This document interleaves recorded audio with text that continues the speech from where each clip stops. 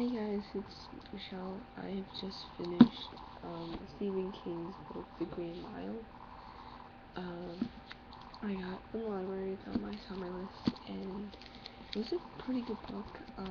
I've never read one of his books, and it's one of the first adult books that involves a murder. It's pretty good.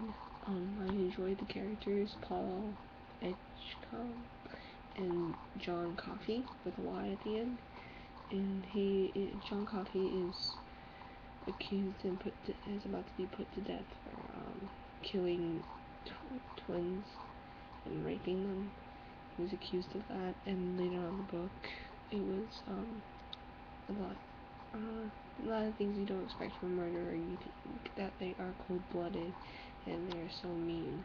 How can they live with themselves to be so like that? But with John, he was very sad about what happened. He doesn't say the whole thing. He just cries and cries. He's afraid of the dark, which is kind of weird. Paul, the person that's involved in the death row, like prison place where they are going to be put to death, he's very curious why he's so afraid of the dark, and he's so respectful that he's always wondering like, how is this guy a murderer? So when Paul's curiosity takes over him, he decides to go find out about John, which I thought was good. And we also discover other characters that work with Paul. And there is Percy.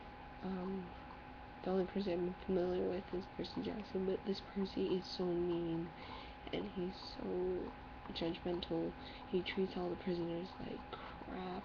He he wants to beat them. He wants to call them names like dead man coming or whatever. When he first brings John Coffey in, which Percy I did not like. He has a big mouth. He thinks he runs the place because he's related to the governor. This takes place around the Depression times, which I thought was pretty cool.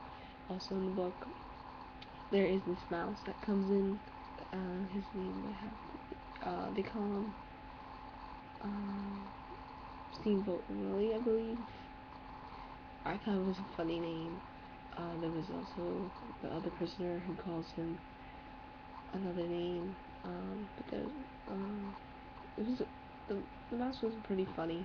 He's not like other mouses who just so cleverly just runs around all over the place, acts like a rat, and just grabs everything and eats in his mouth. But he somehow, when he gets to food, he gets up and then eats it in his hand like that, and he's all polite or whatever. Like he can do tricks, which I thought was pretty cool. It's like a comic relief of the book, and it was a really good book. I enjoyed it.